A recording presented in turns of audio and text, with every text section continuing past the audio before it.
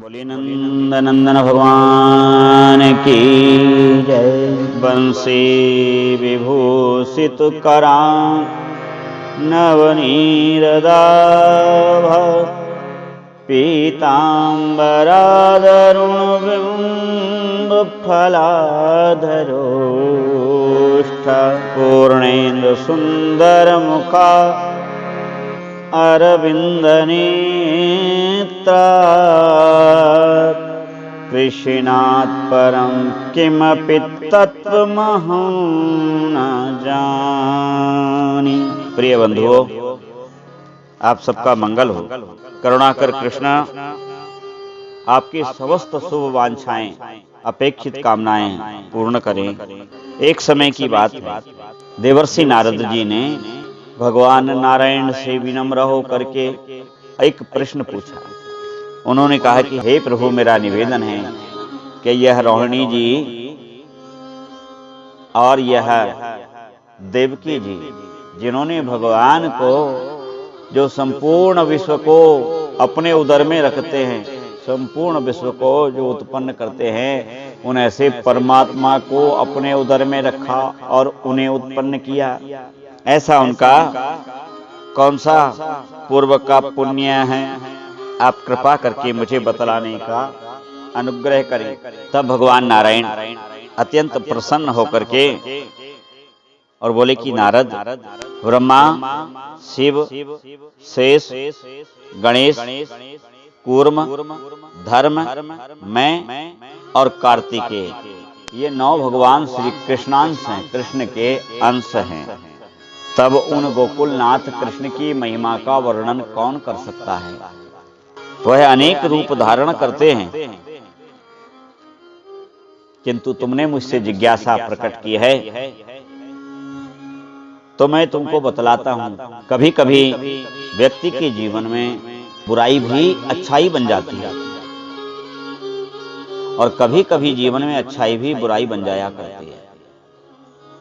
यदि हमारे जीवन में इस प्रकार का कोई उदाहरण आए तो हमें उस समय भगवान कृष्ण की इच्छा समझनी चाहिए, भगवान नारायण की इच्छा मान लेनी चाहिए कि भगवान स्वयं लीलाधर हैं, वह कोई लीला करवा रहे हैं हमारे माध्यम से।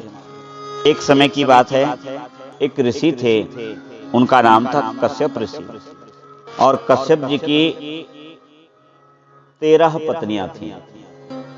एक बार की बात है, माता अदिति ऋतु स्नान के पश्चात,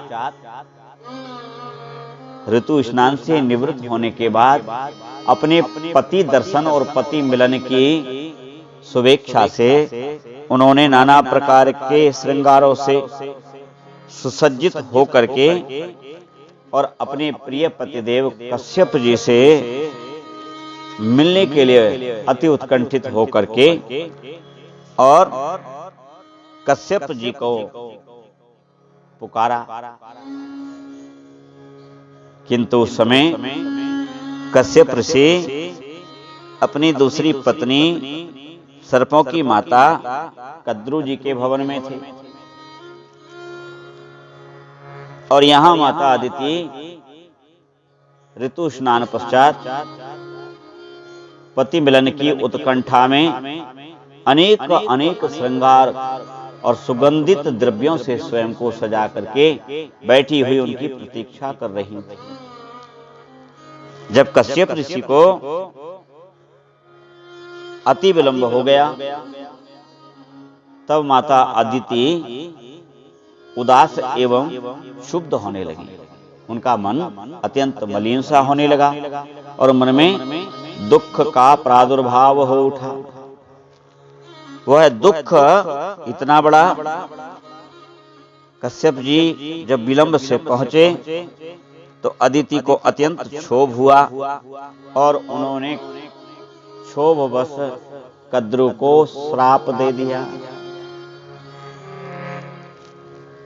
कद्रु को श्राप दे दिया कि वे स्वर्ग लोक को त्याग करके और मानव योनि में जाकर के प्राप्त होंगे, उन्हें मानव योनि मिलेगी। जब यह बात कद्रू को पता लगी कि आपको श्राप हो गया है, कद्रू ने पूछा दिया किसने? तब कहा कि आपकी ज्येष्ठ बहन अदिति ने। कद्रू ने कहा अकारण श्राप का कारण क्या है? इस तरह वह कैसे श्राप दे सकती हैं? अकारण किसी को श्राप दिया जा सकता है क्या? तो वह भी आवेश में आकर के और उन्होंने कहा कि मेरी तो किसी भी प्रकार से कोई त्रुटि है नहीं।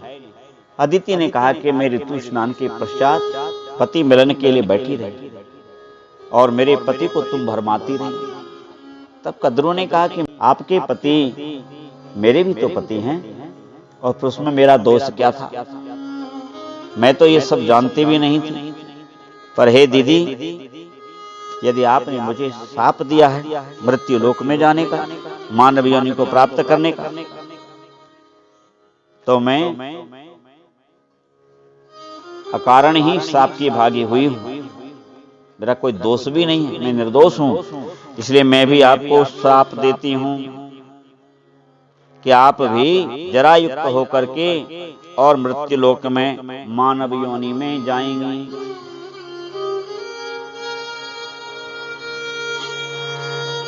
और आपने मुझे इस तरह का बंधन युक्त श्राप दिया है, इसलिए आपको भी बंधन में बंधना होगा। इस प्रकार जब दोनों शापग्रस्त हो गईं, तब कश्यप जी ने कद्रू को सांत्वना देकर के समझाया कि तुम दोनों शुद्ध ना हो, हे प्रेसियो, तुम दोनों दुखी ना हो। और फिर दोनों ने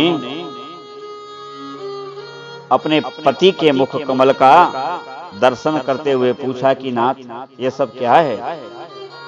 तब कश्यप जी ने कहा कि यही परमात्मा की इच्छा है।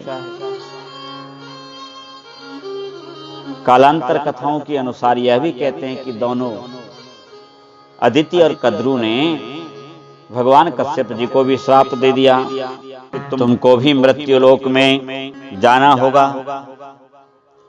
क्योंकि जो पति अपनी पत्नी की दायित्व का निर्वहन समय पर ठीक से नहीं करता है, तो वह भी उतना ही दोषी है। अर्थात हमें अपनी पत्नियों का, अपनी संपत्तियों का, हम उन वस्तुओं को उतना ही बढ़ाएं जिसका हम दायित्व ठीक ढंग से धर्म पूर्वक निर्वहन कर सकें। तब सहर्ष कश्यप जी भी इस शाप के लिए राजी हो गए। और उसके बाद कश्यप जी ने अदिति के घर जाकर उनकी इच्छा पूर्ण की।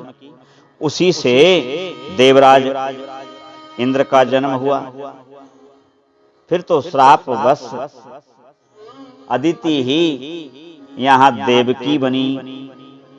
कोई उनको उग्रसेन की बेटी कहता है, कोई उग्रसेन के छोटे भाई देवक जी की पुत्री कहता है। तो देवकी देवक जी के यहाँ आकर के जन्मी और महाराज कश्यप जी जो है वह वासुदेव हुए। और कद्रू जो है रोहिणी बनी। क्योंकि कद्रू सर्पों की माता हैं, इसलिए कद्रू के यहाँ भगवान बलभद्र जी का आकर्षण करके लाया गया। शेष माता हैं, तो वह शेष माता रोहिणी ही, कद्रू ही रोहिणी बनी और उन्होंने बलराम जी को जन्म दिया। और अदिति देवकी बनी और उन्होंने भगवान कृष्ण को जन्म दिया। और इन दोनों की ही पत्नी थी कश्यप जी की। तो इस जन्म में भी यह दोनों ही उनकी पत्नी बनी।